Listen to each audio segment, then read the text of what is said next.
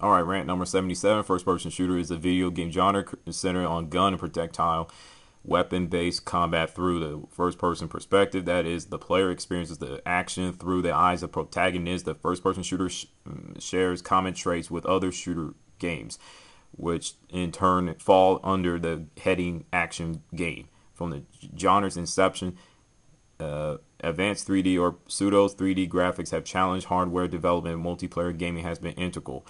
I'll give you 2 or 3 things that's good about the FPS genre. First and foremost is, competitive nature of it. I've said that watching first-person shooter competitively on Twitch TV or on YouTube or whatnot is completely boring.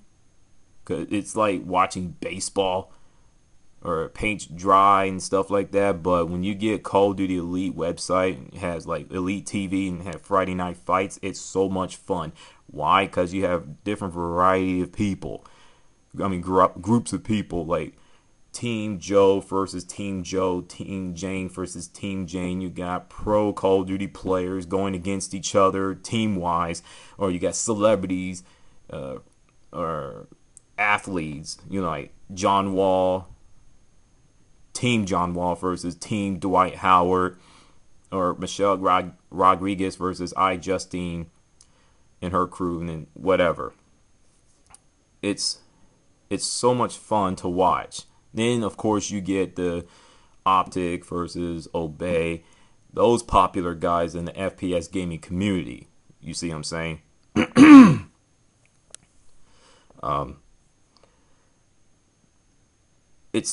It's fun, and you learn more from losing than you do winning.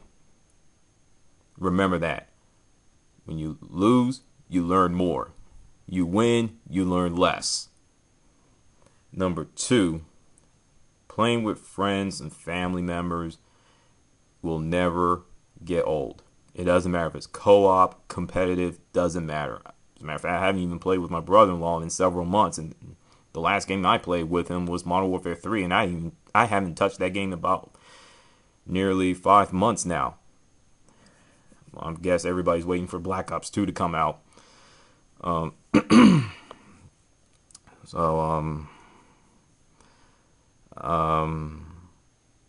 That's pretty much it about that, the positives. Now let's get to the negatives.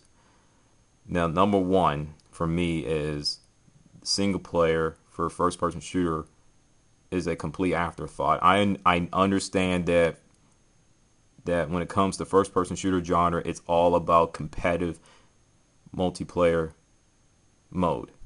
Online, offline, doesn't matter. Unfortunately, the first person shooters in the single player mode is, like I said, it's being a complete afterthought.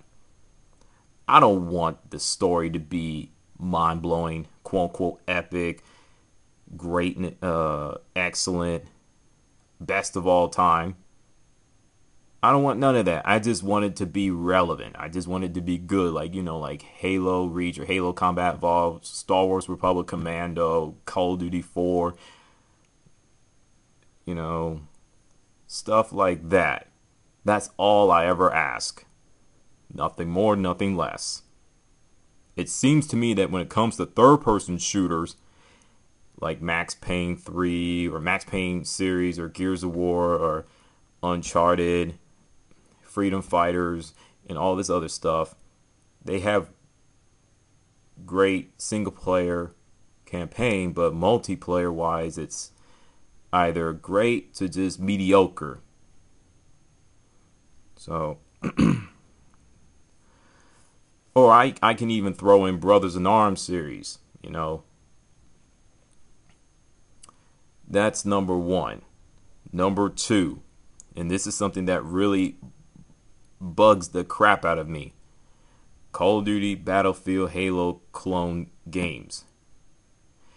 I promise to the man upstairs, if I have to play one more shooter, just one more shooter, and it's either Call of Duty, Halo, Battlefield clone, either 1 out of 3, 2 out of 3, or shoot, all the above. I'm going to lose my collective mind. I will lose my marbles. I can't take it. I just straight up can't take it anymore. I want shooters to be different. Not sit there and just be clones. You know what I'm saying? I can give you an example. Resistance 3 multiplayer. Nothing but Call of Duty clone. Think about it. 357 kill streaks with power weapons, but still have kill streaks. Perks. Seriously? Where are the mainstream gaming critics at? Where you at? If you can criticize Medal of Honor Warfighter, which I'm going to get to that game momentarily, you can criticize that game too. Oh, wait. Crysis 2. That is a prime example of what's wrong with shooters these days. It's a 80% Call of Duty 4, 20% Halo Reach ripoff. Bad map design, questionable spawn system, questionable hit detection, and everything else. Seriously? And oh yes, EA, I'm not done with you. Oh, I'm not done with you. Let's talk about Medal of Honor 2010. You didn't have perks. Excellent. Here's the problem. The game had an identity crisis. It didn't know what it wanted to be. So it's more of a Call of Duty, Modern Warfare 2, and Battlefield Bad Company 2 clone. The only difference is it has score chains, aka kill streaks, bad map designs, horrible spawn system, lack of variety of weapons, and so on and so forth. Mind you, I like this the single player campaign of Medal of Honor 2010. Beautiful. All about brotherhood and everything else. Beautiful. Just the multiplayer was just downright bad for the things I just listed. And we're talking about the same EA who trashed Activision and Call of Duty last year. Seriously? You sound stupid. And here you go again with Medal of Honor Warfighter. Woo! Woo! Wow. That game is just getting destroyed. I mean, just getting obliterated by the mainstream gaming critics. Either average to poor reviews, because it's a been there, done that, generic military shooter without an identity and everything else. I know people say, well, SA-17, you haven't even played the game, so how dare you talk bad about Medal of Honor Warfighter? You're right. But here's the problem. When I see Medal of Honor Warfighter being a Call of Duty Battlefield ripoff, or a clone, you might add, and has the same questionable spawn system as Medal of Honor 2010, and it takes you for days to kill somebody, where the enemy could just turn around, heal, and turn around and shoot you with a couple bullets and you die. What kind of crap is that? I know it happens in every first-person shooter, or shooters in general, but it happens far too much, and Medal of Honor Warfighter is the perfect example. So, and plus that game was released just unfinished, unpolished.